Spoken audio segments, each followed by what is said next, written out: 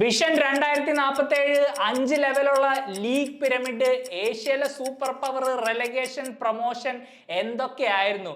അങ്ങനെ ഒടുവിൽ ഇപ്പോൾ ഈ രാജ്യത്തെ ടോപ്പ് ഡിവിഷൻ ലീഗ് ഇൻഡെഫിനിറ്റ് ആയിട്ട് സസ്പെൻഡ് ചെയ്തിരിക്കുകയാണ്. ഈ ഒരു വാർത്തയെക്കുറിച്ച് നമ്മൾ എല്ലാവരും അറിഞ്ഞിരുന്നു. പക്ഷേ എൻ്റെ കഴിഞ്ഞ വീഡിയോയുടെ കമന്റ് ബോക്സിലൂടെ എനിക്ക് മനസ്സിലായത് ഇപ്പോഴും ഈ സിറ്റുവേഷനെ കുറിച്ച് ചിലർക്കൊക്കെ വ്യക്തമായൊരു ധാരണ ലഭിച്ചിട്ടില്ല.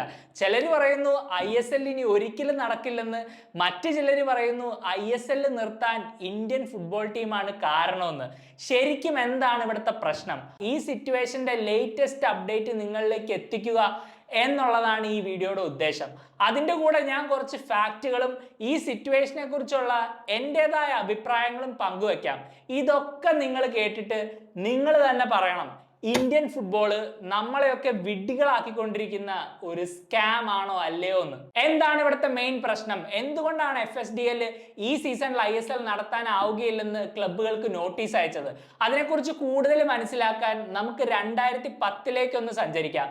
ആ വർഷം December 9 all India football federation എന്ന AIFF-ഉം റിലയൻസും ഇന്റർനാഷണൽ മാനേജ്മെന്റ് ഗ്രൂപ്പ് എന്ന IMG-യും തമ്മിൽ 700 കോടി വില വരുന്ന 15 വർഷത്തെ ഒരു കരാറിൽ ഏർപ്പെടുന്നത്. ഈ കരാറിന്റെ ടേംസ് അനുസരിച്ച് 2025 വരെ ഇന്ത്യൻ ഫുട്ബോളിന്റെ കംപ്ലീറ്റ് കൊമേഴ്ഷ്യൽ റൈറ്റ്സ് AIFF റിലയൻസിനും IMG-ക്കും കൈമാറി.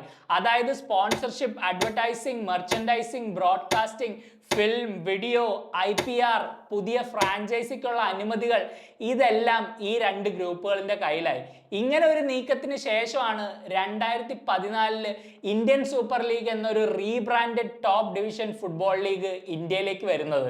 ഈ ഒരു അറേഞ്ച്മെന്റ് ആണ് മാസ്റ്റർ റൈറ്റ്സ് എഗ്രിമെന്റ് അഥവാ MRA. ഇത് നിങ്ങൾ എല്ലാവരും ഒന്ന് ഓർത്തു വെച്ചോ, ബിക്കോസ് ഇറ്റ് ഈസ് ഇമ്പോർട്ടന്റ്. വളരെ ബേസിക് ആയിട്ട് സിമ്പിൾ ആയിട്ട് പറയുകയാണെങ്കിൽ 15 വർഷത്തേക്ക് ഇന്ത്യൻ ഫുട്ബോളിന്റെ കംപ്ലീറ്റ് കൊമേഴ്ഷ്യൽ റൈറ്റ്സ് AIFF 700 കോടി രൂപയ്ക്ക് ഈ രണ്ട് ഗ്രൂപ്പിനായി കൈമാറി. 2014 ISL രൂപീകരിച്ചപ്പോൾ ഈ റിലയൻസിന്റെയും IMG-യുടെയും കൂടെ സ്റ്റാർ സ്പോർട്സും കൂടെ കൈകോർത്തു.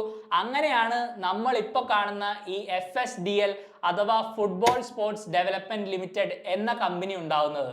ക്യുക്ക് റീക്യാപ്പ്, ഞാൻ പറഞ്ഞ ഡേറ്റുകളൊക്കെ പെട്ടെന്ന് നിങ്ങളൊന്ന് ഓർത്തെടുത്തേ. ഡിസംബർ 9, 2010 AIFF FSDL 15 വർഷം 700 കോടി MRA അഥവാ മാസ്റ്റർ റൈറ്റ്സ് എഗ്രിമെന്റ്. ഇപ്പൊ വർഷം 2025, അതായത് ഡിസംബർ 8 ഈ MRA അവസാനിക്കുകയാണ്. നമുക്കറിയാം യൂഷ്വലി ഒരു ISL സീസൺ സെപ്റ്റംബർ തൊട്ട് ഏപ്രിൽ വരെയാണ് നടക്കുന്നത്. ഇതിന്റെ ഇടയ്ക്ക് ഈ MRA എക്സ്പയർ ചെയ്യുന്നതുകൊണ്ടും അത് റിന്യൂ ചെയ്യുന്നതിനെ കുറിച്ചുള്ള ഒരു ക്ലാരിറ്റി ഇല്ലാത്തത് കൊണ്ടുമാണ് FSDL ഇപ്പൊ ക്ലബുകളോട് ISL ടെമ്പററിലി ഹോൾഡ് ചെയ്തിരിക്കുകയാണെന്ന് പറഞ്ഞിരിക്കുന്നത്. ഇത് കേൾക്കുമ്പോൾ ഒരു സാധാരണക്കാരന്റെ മനസ്സിലേക്ക് വരാവുന്ന ആദ്യത്തെ തോട്ട്, ഇത് വളരെ സിമ്പിൾ അല്ലേ, ആ MRA അങ്ങോട്ട് റിന്യൂ ചെയ്താൽ നമുക്ക് വീണ്ടും പഴയതുപോലെ ഈ ലീഗ് കണ്ടിന്യൂ ചെയ്തുകൂടെ എന്നുള്ളതാണ്. എന്നാൽ എന്തുകൊണ്ടാണ് ഈ MRA നമുക്ക് റിന്യൂ ചെയ്യാൻ പറ്റാത്തത് എന്നുള്ളതിനെ കുറിച്ച് നമുക്കൊന്ന് ഡീറ്റെയിൽ ആയിട്ട് നോക്കാം. അതിന് 1-2 കാര്യങ്ങളിൽ നമുക്ക് ടച്ച് ചെയ്യേണ്ടി വരും. ഈ കാര്യങ്ങളെ കുറിച്ചൊക്കെ നമ്മൾ ഡീറ്റെയിൽ ആയിട്ട് ആലോചിക്കുമ്പോൾ ഉത്തരങ്ങളെക്കാൾ കൂടുതൽ ചോദ്യങ്ങളാണ് എൻ്റെ മനസ്സിലേക്ക് ഓടി വരുന്നത്. ആദ്യം നമുക്ക് FSDL മുന്നോട്ട് വെച്ചിരിക്കുന്ന പുതിയ MRA ക്രൈറ്റീരിയ നോക്കാം. അവർ പ്രപ്പോസ് ചെയ്തിരിക്കുന്നത് പുതിയൊരു സ്ട്രക്ചറാണ്. ഈ ഒരു സ്ട്രക്ചർ പ്രകാരം ISL-ന്റെ 60% ഷെയർ ഹോൾഡേഴ്സ് ആയിട്ട് ക്ലബ്ബുകളും 26% ഷെയർ ഹോൾഡേഴ്സ് ആയിട്ട് FSDL-ഉം വെറും 14% ഷെയർ ഹോൾഡേഴ്സ് ആയിട്ട് മാത്രം AIFF-ഉം ആയിരിക്കും. സോ ബേസിക്കലി ISL എന്ന എൻറ്റിറ്റി അല്ലെങ്കിൽ പ്രോഡക്റ്റ് ജനറേറ്റ് ചെയ്യുന്ന റവന്യൂ അല്ലെങ്കിൽ പ്രോഫിറ്റിലൊക്കെ ക്ലബ്ബുകൾക്കും FSDL-നും AIFF-നേക്കാളും അവകാശം ഉണ്ടായിരിക്കും. ഒരു ടീം ISL ചാമ്പ്യന്മാരാവുകയാണെങ്കിൽ അവർക്ക് പ്രൈസ് മണി ആയിട്ട് ലഭിക്കുന്നത് ഏകദേശം 6 കോടി രൂപയാണ്. ചാമ്പ്യന്മാർക്കും ഷീൽഡ് വിന്നേഴ്സിനും റണ്ണേഴ്സ് അപ്പിനും സെമി ഫൈനലിസ്റ്റിനും ഒക്കെ ആകെ മൊത്തം കൊടുക്കുന്ന പ്രൈസ് മണി കൂട്ടിയാൽ അത് ഏകദേശം 15.5 കോടി രൂപ മാത്രമേ വില വരുന്നുള്ളൂ. ഈ ഫണ്ട് മുഴുവൻ ഇറക്കുന്നത് FSDL ആണ്. ചുരുക്കി പറഞ്ഞ AIFF-ന് അവിടെ നമ്മളിതിലില്ല, കണ്ടാ മതി എന്നുള്ളൊരു റോള് മാത്രമേ ഉള്ളൂ. എന്നിട്ടും എല്ലാ വർഷവും ഒരു ISL സീസണിന് ശേഷം 50 കോടി രൂപ FSDL AIFF-ന് ഈ കഴിഞ്ഞ MRA പ്രകാരം നൽകിക്കൊണ്ടേയിരുന്നു. ISL-ലെ എല്ലാ ക്ലബ്ബുകളും നിലവിൽ നഷ്ടത്തിലാണ്. ആരും ഈ അടുത്തൊന്നും ബ്രേക്ക് ഈവൻ ആവുമെന്ന് തോന്നുന്നുമില്ല. അപ്പൊ പിന്നെ ഈ 60% ഷെയർ ഹോൾഡർ സിസ്റ്റം വരികയാണെങ്കിൽ അത് ക്ലബ്ബുകൾക്ക് ഒരു വലിയ അഡ്വാൻറ്റേജ് അല്ലേ? പക്ഷെ ഇവിടുത്തെ മെയിൻ പ്രശ്നം എന്താണെന്നറിയോ? ഈ പുതിയ MRA അനുസരിച്ച് വർഷാവർഷം AFFന് നോക്കുകൂലിയായിട്ട് കൊടുക്കുന്ന ആ 50 കോടി ഇല്ലേ, ആ 50 കോടി നൈസായിട്ട് FSDL അങ്ങോട്ട് പിൻവലിക്കും. ഇതൊക്കെ കൂട്ടി വായിക്കുകയാണെങ്കിൽ എന്തുകൊണ്ടാണ് ഈ MRA ഇത്ര ഡിലേ ആവുന്നതെന്ന് നമുക്ക് എല്ലാവർക്കും ഊഹിക്കാവുന്നേ ഉള്ളൂ. പക്ഷേ ഊഹം ഒരു അസംഷൻ ആണല്ലോ, അതുകൊണ്ട് നിങ്ങൾ ഊഹിക്കുകയും വേണ്ട. നമുക്ക് കുറച്ച് ജെന്യൂൻ ആയിട്ടുള്ള ഫാക്ട്സ് നോക്കാം. എന്തുകൊണ്ട് AFF FSDL പ്രപ്പോസ് ചെയ്ത ഈ പുതിയ MRA അക്സെപ്റ്റ് ചെയ്തില്ല എന്നുള്ളതിന് അവർ ആദ്യം നൽകിയ മറുപടി ഇതാണ്. ഇപ്പൊ നിലവില് AFFന്റെ കോൺസ്റ്റിറ്റ്യൂഷൻ തിരുത്തി എഴുതാനുള്ള ഒരു വിധി സുപ്രീം കോർട്ട് പരിഗണിച്ചുകൊണ്ടിരിക്കുകയാണ്. ആ ഒരു കാലയളവിൽ അവർക്ക് ഇതിനെക്കുറിച്ചൊരു തീരുമാനം എടുക്കാനുള്ള പവർ ഇല്ലെന്നാണ്. ഈ പുതിയ കോൺസ്റ്റിറ്റ്യൂഷൻ പ്രപ്പോസലിൽ ഒരുപാട് റാഡിക്കൽ ചേഞ്ചസ് ഉണ്ട്. ഒരാൾ പ്രസിഡന്റ് ആയിട്ട് ഇരിക്കുന്ന കാലയളവ് മുതൽ എക്സിക്യൂട്ടീവ് കമ്മിറ്റിയുടെ ഫോർമേഷനിൽ ഉൾപ്പെടെ ഒരുപാട് ചേഞ്ചസ്. അതിലേക്കൊന്നും ഞാൻ ഡീറ്റെയിൽ ആയിട്ട് കിടക്കുന്നില്ല. പക്ഷേ നിങ്ങൾ മനസ്സിലാക്കിയിരിക്കേണ്ട ഒരു ഇമ്പോർട്ടന്റ് കോൺസ്റ്റിറ്റ്യൂഷണൽ ചേഞ്ചിനെ കുറിച്ച് ഞാൻ പറയാം. ഈ പുതിയ കോൺസ്റ്റിറ്റ്യൂഷൻ വരികയാണെങ്കിൽ ഒരു നോ കോൺഫിഡൻസ് മോഷൻ പാസ്സാക്കി പ്രസിഡന്റിനെ വരെ അദ്ദേഹത്തിന്റെ സ്ഥാനത്തിൽ നിന്ന് മറ്റുള്ള മെമ്പേഴ്സിന് വേണമെങ്കിൽ താഴെ ഇറക്കാം.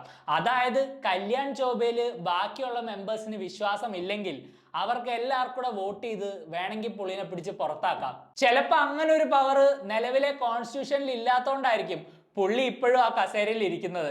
എന്തായാലും AFF പറയുന്നത് ഈ ഒരു വിധി വരാതെ അവർക്ക് MRA സൈൻ ചെയ്യാൻ പറ്റില്ല. കാരണം എങ്ങാനും ഈ കോൺസ്റ്റിറ്റ്യൂഷൻ മാറ്റുകയാണെങ്കിൽ ചിലപ്പോൾ പുതിയ കമ്മിറ്റിയെ തെരഞ്ഞെടുക്കാൻ ഒരു ഇലക്ഷനും കൂടെ വേണ്ടി വരും. അപ്പൊ ആ മെമ്പേഴ്സിന്റെയും കൂടെ ഒരു ഒപ്പീനിയൻ എടുത്തിട്ടേ ഈ MRA സൈൻ ചെയ്യാൻ പറ്റുള്ളൂ എന്നാണ് ബേസിക്കലി അവർ പറയുന്നത്. എനിക്ക് AFFനോട് ചോദിക്കാനുള്ള കാര്യങ്ങൾ ഇതൊക്കെയാണ്. ഈ സുപ്രീം കോർട്ട് കേസ് ഓൺ ആവുന്നത് ഈ കഴിഞ്ഞ മാർച്ചിലാണ്. നിങ്ങളുടെ സ്റ്റേറ്റ്മെന്റിൽ തന്നെ നിങ്ങൾ വളരെ ക്ലിയർ ആയിട്ട് പറഞ്ഞിട്ടുണ്ട് FSDL ആയിട്ട് MRA പുതുക്കാനുള്ള ആദ്യത്തെ ടോക്സ് നിങ്ങൾ കഴിഞ്ഞ വർഷം സെപ്റ്റംബറിൽ, കറക്റ്റ് ഡേറ്റ് പറയുകയാണെങ്കിൽ സെപ്റ്റംബർ 19 തുടങ്ങിയിരുന്നു എന്ന്. അതായത് ഒക്ടോബർ, നവംബർ, ഡിസംബർ, ജാനുവരി, ഫെബ്രുവരി 5 മാസം. ഈ 5 മാസം കൊണ്ട് ഇത്രയും ക്രൂഷ്യൽ ആയ ഒരു കാര്യത്തിൽ നിങ്ങൾക്കൊരു തീരുമാനം കൊണ്ടുവരാനായില്ലേ? നിങ്ങൾക്കൊരു ലോങ് ടേം വിഷൻ ഉണ്ടായിരുന്നെങ്കിൽ ഈ ഒരു റിന്യൂവല് നിങ്ങൾ ആക്ച്വലി വർഷങ്ങൾ മുമ്പ് തന്നെ ചെയ്തേനെ. പക്ഷെ അതിലേക്കൊന്നും ഞാൻ കടക്കുന്നില്ല, ബിക്കോസ് എനിക്ക് നിങ്ങളിൽ നിന്ന് അങ്ങനെയുള്ള എക്സ്പെക്ടേഷൻസ് ഒന്നുമില്ല. പക്ഷേ ഈ രാജ്യത്തെ ടോപ്പ് ഡിവിഷൻ ലീഗിന്റെ ഫ്യൂച്ചറിനെ നിങ്ങൾ ഇങ്ങനെ ഒരു അവസ്ഥയിലേക്ക് തള്ളിവിട്ടു എന്ന് എനിക്ക് വിശ്വസിക്കാനാവുന്നില്ല.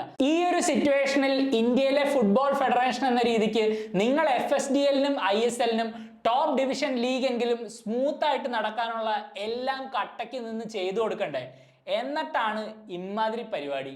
ടൈംസ് ഓഫ് ഇന്ത്യയിൽ മാർക്കസ് റിപ്പോർട്ട് ചെയ്ത പോലെ തന്നെ പുതിയ MRAക്കായിട്ട് AFF മുന്നോട്ട് വെച്ചിരിക്കുന്ന ടേംസ് ആണെന്ന് പറയാം. ഓരോ വർഷവും FSDL 50 കോടി അഥവാ ലീഗിന്റെ റവന്യൂവിന്റെ 10%, വിച്ച് എവർ ഇസ് ഹയർ, അതായത് ഈ രണ്ട് എമൗണ്ടിൽ കൂടുതൽ ഏതാണോ അത് AFFന് നൽകണമെന്ന് മാത്രമല്ല ഓരോ വർഷവും ഈ തുകയിൽ ഒരു 5% ഇൻക്രിമെന്റും അവർ ഈടാക്കും. All this for doing absolutely nothing. Federation പറയുന്നത് ഈ 50 കോടി അവർ നമ്മുടെ രാജ്യത്തിലെ യൂത്ത് ഫുട്ബോൾ ഡെവലപ്മെന്റിലും ഗ്രാസ് റൂട്ട്സിലും ഒക്കെ ഇൻവെസ്റ്റ് ചെയ്യുന്നതാണ്. അങ്ങനെയാണെങ്കിൽ നമുക്ക് കുറച്ച് നമ്പേഴ്സ് നോക്കാം. നമ്മുടെ വിഷൻ 2047 പ്രകാരം യൂത്ത് ഫുട്ബോളിലും ഗ്രാസ് റൂട്ട്സിലും നമുക്ക് 2026 കൂടി അച്ചീവ് ചെയ്യാനുള്ള ടാർഗറ്റ്സ് ആണിത്. അതിൽ ആദ്യത്തെ ടാർഗറ്റ് ഓരോ യൂത്ത് പ്ലെയറിനും സ്റ്റേറ്റ് ലീഗിലായിക്കോട്ടെ എലീറ്റ് യൂത്ത് ലീഗിലായിക്കോട്ടെ ഒരു സീസൺ 35 മത്സരങ്ങൾ കളിക്കാനുള്ള ഒരു ഫുട്ബോളിംഗ് സംവിധാനം. രണ്ടാമത്തെ criteria 5000 licensed scouts in India. മൂന്നാമത്തേത് എലീറ്റ് യൂത്ത് ലെവലിൽ 100 ടീമുകൾ. നാലാമത്തേത് 100,000-ൽ പരം രജിസ്റ്റേർഡ് യൂത്ത് പ്ലെയേഴ്സ്. പിന്നെ അക്കാഡമി ലൈസൻസിങ് ക്രൈറ്റീരിയയും data driven scouting for national ടീമും ഉണ്ട്. അതിനെ രണ്ടിനെ കുറിച്ചും എനിക്ക് വളരെ നല്ലൊരു എവിഡൻസ് ഇല്ലാത്തതുകൊണ്ട് ഞാൻ കമന്റ് ചെയ്യുന്നില്ല. പക്ഷെ ഞാൻ ആദ്യം പറഞ്ഞ ഈ 4 കാര്യങ്ങളില്ലേ, അതിലേതെങ്കിലും നമ്മൾ 2026 കൂടി അച്ചീവ് ചെയ്യുമെന്ന് നിങ്ങൾക്ക് തോന്നുന്നുണ്ടോ?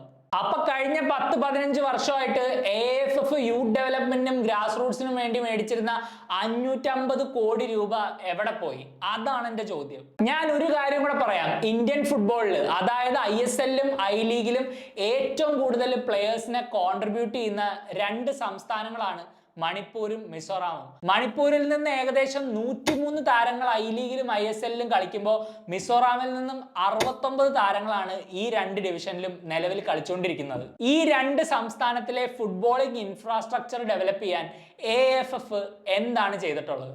ഞാൻ ഏകദേശം 10 മാസം മിസോറാമിൽ ജീവിച്ചിട്ടുള്ള ഒരാളാണ്. അവിടെ വെറുതെ ജീവിച്ചെന്ന് മാത്രമല്ല, എൻ്റെ കോളേജ് ന്യൂസ് പേപ്പറിന് വേണ്ടി ഞാൻ മിസോറാം പ്രീമിയർ ലീഗ് കവർ ചെയ്തിട്ടുണ്ട്. അവിടുത്തെ ഐ ലീഗ് ക്ലബ്ബായ ഐസോൾ FCയുടെ ലോക്കൽ ഓർഗനൈസിംഗ് കമ്മിറ്റിയിലും മീഡിയ ഡിപ്പാർട്ട്മെന്റിലും ഒരു ഇന്റേൺ ആയിട്ട് വർക്ക് ചെയ്തിട്ടുണ്ട്. 550 കോടിയൊക്കെ പോട്ടെ, അവിടെയൊക്കെ നിങ്ങൾ 1 കോടി രൂപയുടെ ഇൻവെസ്റ്റ്മെന്റ് പോലും ചെയ്തതായിട്ട് എനിക്ക് ഫീൽ ചെയ്തിട്ടില്ല.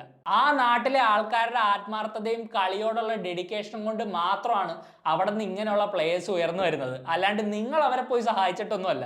മണിപ്പൂരിലെ ഫുട്ബോൾ സ്ട്രക്ചറിനെ പറ്റി എനിക്ക് വലിയ ഐഡിയ ഇല്ല. പക്ഷേ അവിടെ ഇത്ര വലിയ കലാപം നടന്നിട്ടും അവിടെ മനുഷ്യജീവന് പോലും നമ്മൾ ആരും വില കൊടുക്കുന്നില്ല. അപ്പൊ പിന്നെ ഫുട്ബോളൊക്കെ എന്ത്? നൗ ISL ഒരു റെവല്യൂഷണറി ലീഗ് ആണെന്നൊന്നും ഞാൻ പറയുന്നില്ല.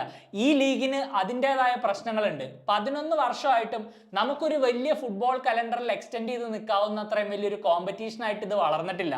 ബട്ട് അറ്റ്ലീസ്റ്റ് ഈ ലീഗ് കൊണ്ട് എന്തെങ്കിലും ഇവിടെ ഒരു മാറ്റം വരും എന്നുള്ളൊരു ഹോപ്പ് നമ്മളിൽ എല്ലാവരിലും ഉണ്ട്. That some day everything is going to make sense. AFFന്റെ ഈ തീരുമാനങ്ങൾ കൊണ്ട് ആ ഹോപ്പിന്റെ വെളിച്ചമാണ് ഇപ്പൊ നമുക്ക് ഇല്ലാണ്ടായിരിക്കുന്നത്.